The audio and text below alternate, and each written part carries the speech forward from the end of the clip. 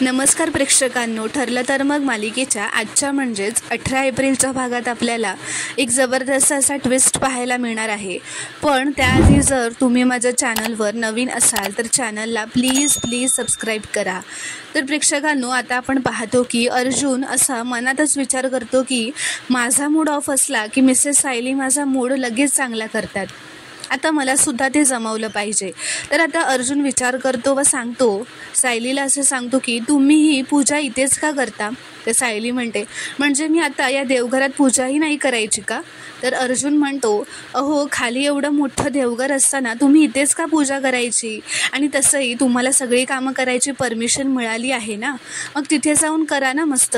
तर सायली म्हणते, अरे हो, माझ्या तर हे लक्षातच आलं नाही, मला आवडलं असतं देवपूजा करायला, पण भीती वाटते पूर्णाजी चिडल्या तर.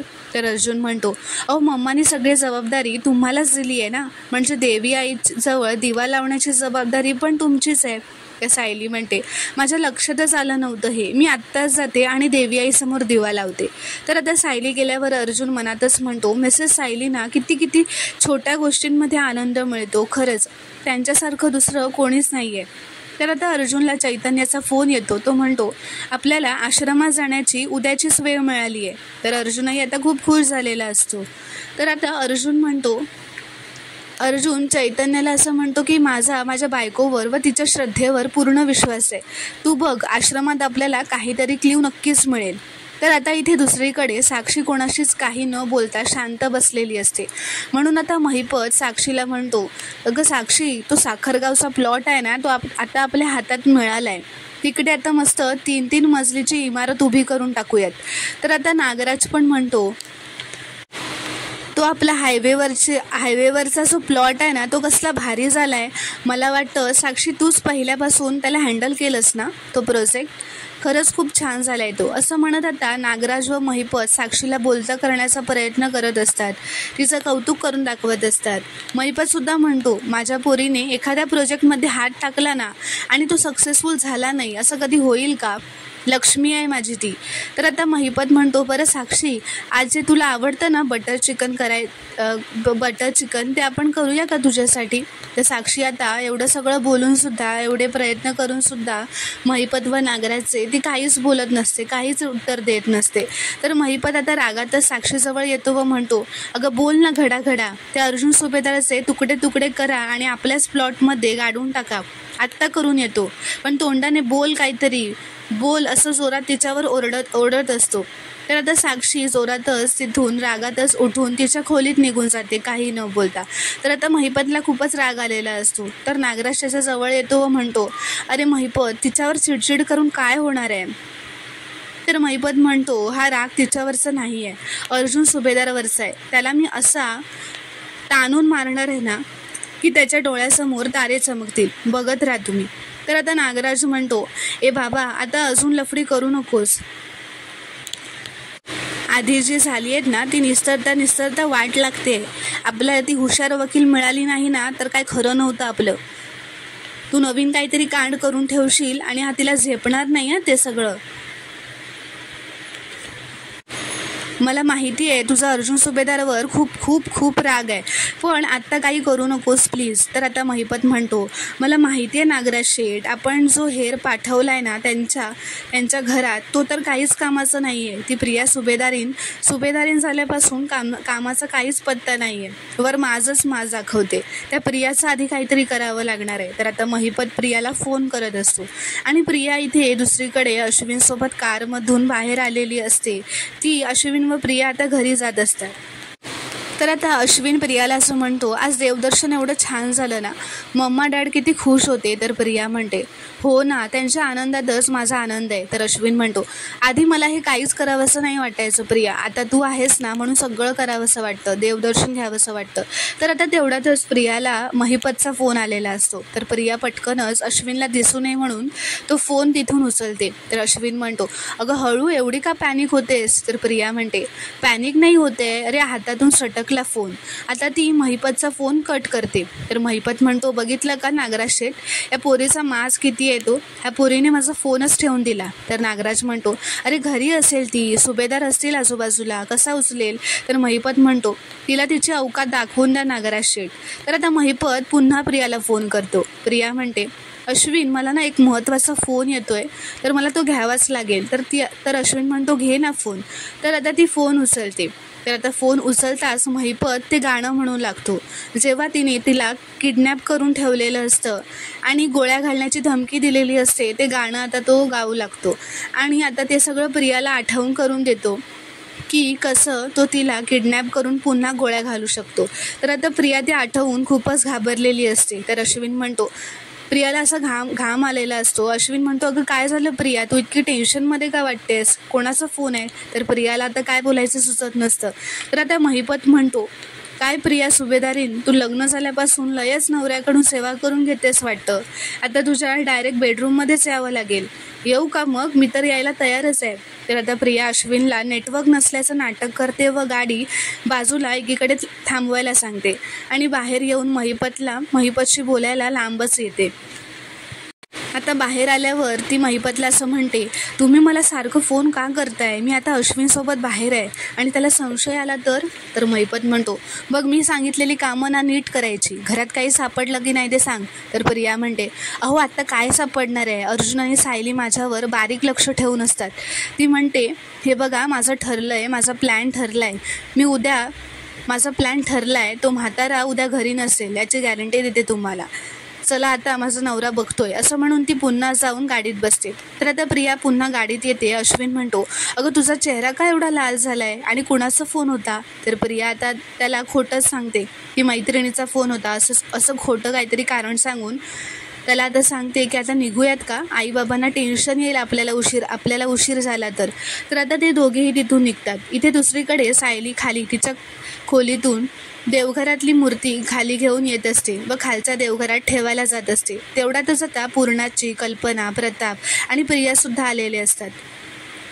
ते घरात एंट्री करतच असतात. पूर्णाची आता सायलीच्या हातात ती मूर्ती बघून विचारते, हे काय, तू मूर्ती हातात घेऊन कुठे चालली आहेस, काय करतेस. तर सायली म्हणते, पूर्णाई, अहो घरात 2 देवघरं झालेले ना, ते मला पटत नव्हतं, म्हणून ही मूर्ती आपल्या देवघरात ठेवून त्याची देवपूजा करणार होते, कारण आईंनी आता घराची सगळी जबाबदारी मला दिली आहे ना. तर आता कल्पना सायलीला ती मूर्ती देवघरात ठेवण्यापासून अडवणारच असते, पण पूर्णाची कल्पनाला म्हणते, कल्पना मला तिन्ही सांजेला आता वाद नको आहेत आणि देवासाठी तर नकोच, आणि कोणीही पूजा केली तरी देवापर्यंत ती पोहोचणारच आहे ना.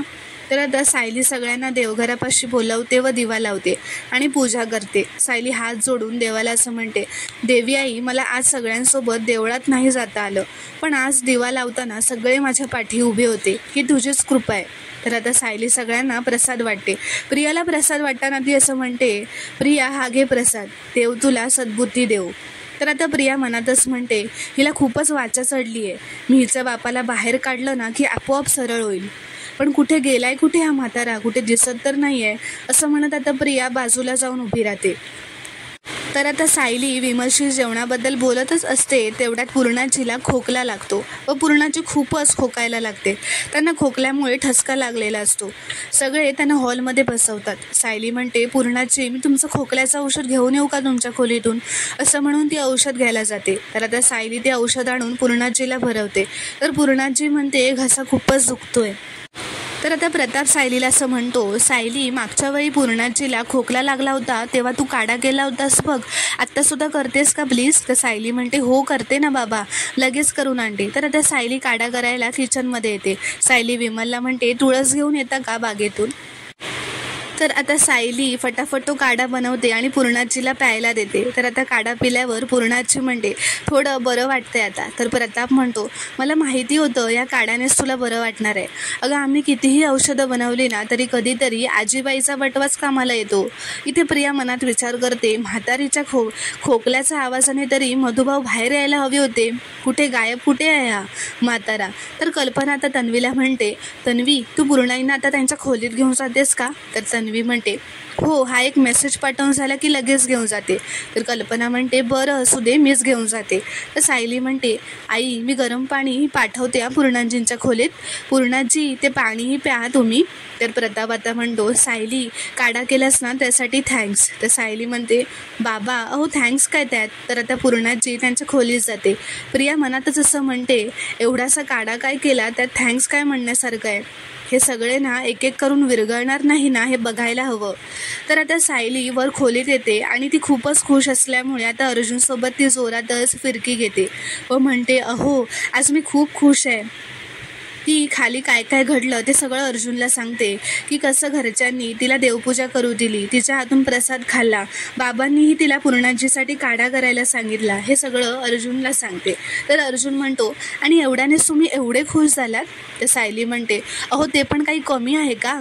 तर अर्जुन म्हणतो, ती तुमची ना विल पॉवरच होती. आज तुम्हाला सगळ्यांसोबत देवदर्शनाला जायचं होतं ना, तेच झालं, फक्त मंदिराऐवजी घरातच झालं. तर सायली म्हणते, माणसाच्या इच्छाशक्तीवर खूप गोष्टी अवलंबून असतात, हे मात्र खरं आहे. आणि देवी आई आपल्या माणसांमधली दरी अशीच मिटवेल बघा, आणि माझी तर तीच इच्छा आहे. तर अर्जुन म्हणतो, देवी आईने तुमची अजून एक इच्छा पूर्ण केली आहे, आपल्याला आश्रमात जायची परमिशन मिळाली आहे. तर सायली म्हणते, काय सांगताय, खरंच. बघा आजचा दिवस खरंच खूप छान आहे. आज आपण देवघर एक झालं, केसमधलं सुद्धा एक महत्त्वाचं काम झालं. आता हळूहळू सगळ्या गोष्टी पूर्ववत होतील. देवी आई आपल्यावर खूपच प्रसन्न आहे. तर अर्जुन म्हणतो, देवी आईचं मला माहीत नाही, पण जेव्हा माझी बायको इतकी प्रसन्न असते ना, तेव्हा मला बाकी काहीही नको असतं. तर आता इथे दुसरीकडे प्रतिमा व रविराज बाहेरून घरी आलेले असतात. सुमन म्हणते, आलात तुम्ही, मी तुमच्यासाठी पाणी आणते. ती प्रतिमाला म्हणते, वहिनी तुमच्या चेहऱ्यावरचे डाग किती कमी झाले आहेत, आणि जे आहेत ते पण फिकट दिसत आहेत. ट्रीटमेंटचा छान उपयोग होतोय असं वाटतंय. ती म्हणते, भाऊजी प्रतिमा वहिनीच्या चेहऱ्यावरचे डाग जसे जसे कमी होत आहेत ना, तसे आपल्याला आपल्या पूर्वीच्या प्रतिमा वहिनी परत येत आहेत, हो ना. तर रविराज म्हणतो, मला नाही तसं वाटत. चेहऱ्यावर डाग असू देत किंवा नसू देत, ही माझी तीच प्रतिमा आहे जिच्याशी मी लग्न केलं होतं. प्रेमळ, सगळ्यांना जीव लावणारी. तिचं मन तेव्हा देखील सुंदर होतं आणि आजही तितकंच सुंदर आहे, आणि तेच खरं सौंदर्य असतं. सुमन, मी प्रतिमाच्या सौंदर्यावर प्रेम नाही केलेलं, तिच्या स्वभावावर प्रेम केलंय. पण तिला वाचा आल्यानंतर एकदा आरशात बघताना तीच म्हणाली की तिला तिची ओळख पटत नाही आहे. म्हणून म्हटलं, तिच्या चेहऱ्यावरचे डाग कमी झाले तर तिला तिची ओळख पटायला मदत होईल. तर सुमन म्हणते, असाच मानसोपचाराचाही उपयोग लवकरात लवकर होऊ देत. तर रविराज म्हणतो, हो होईलच ना, नक्कीच होईल. बरं मी आलोच हा, असं म्हणून आता ते तिथून निघून जातात. तर आता सुमन प्रतिमाला म्हणते, वहिनी प्रेम करावं तर रविराज भाऊजींसारखं. गेली 20 वर्ष त्यांनी तुमच्या आठवणीत काढली, पण कुठल्या स्त्रीकडे वळूनही पाहिलं नाही, आणि तरीही ते तुम्हाला फुलासारखं जपतात, तुमचं मन राखतात. तर प्रतिमा म्हणते, मी किती भाग्यवान आहे ते मला कळते सुमन. खऱ्या अर्थाने सुंदर मन तर रविराजांकडेच आहे. तर आता इथे दुसरीकडे सुभेदारांकडे सगळ्यांचं जेवण झालेलं असतं, सगळे झोपायला आपापल्या खोलीत जात असतात. तर सायली आता किचनमध्ये जाते, तर अर्जुनसुद्धा तिच्या मागे किचनमध्ये जातो. तर आता प्रियासुद्धा तिच्या खोलीत जातच असते, पण मध्येच थांबते व मनातच असं म्हणते, हे दोघं केसबद्दल तर काही बोलत नसतील ना. तर तेवढ्यातच अश्विन आता प्रिया अजून आली नाही म्हणून तिला बघायला येतो व म्हणतो, चल तन्वी. तर प्रिया आता त्याला म्हणते, एक काम कर, तू पुढे चल, मी आलेच. तर आता ती किचनच्या बाजूला लपून उभी राहते, एका खांबाच्या मागे उभी राहते व अर्जुन व सायलीचं बोलणं ऐकते. अर्जुन सायलीला म्हणतो, आपल्याला आत्ताच मधुभाऊंच्या खोलीत जायचं आहे, उद्या जायचं आहे ना आपल्याला, त्यासाठी त्यांच्या मनाची तयारी असलेली बरी. तर आता प्रिया हे ऐकून मनातच म्हणते, मनाची तयारी पण कशासाठी. तर सायली आता अर्जुनला म्हणते, बरं मी सगळं आवरते आणि मग आपण जाऊयात. तर आता विमल म्हणते, तुम्ही दोघेही जा, मी इथलं सगळं आवरते. तर अर्जुन म्हणतो, क्या बात है, फॅन्टॅस्टिक. तर आता ते दोघेही हसू लागतात. तर मित्रांनो, पुढील भागात आपण पाहणार आहोत की आता अर्जुन व सायलीच्या खोलीत अर्जुन सायलीला असं म्हणतो, तुम्ही जेव्हा चिडलेला असता तेव्हा तुमचा राग सगळा माझ्यावरच काढता, मग आता तुम्ही खुश आहात तर मला गिफ्ट पण मिळालं पाहिजे ना. असं म्हणून आता सायली व अर्जुनचा त्यांच्या खोलीत रोमॅन्स चालू असतो. इथे दुसरीकडे सकाळी जेव्हा सगळे नाश्ता करत असतात तेव्हा प्रिया आता धावतच तिच्या खोलीतून डायनिंग टेबलकडे येते व म्हणते की अश्विन, पूर्णाजी, तुम्ही मला जो लग्नात हार दिला होता ना तो कुठे सापडत नाही आहे. मला तो हार फक्त मिळायला हवा आहे.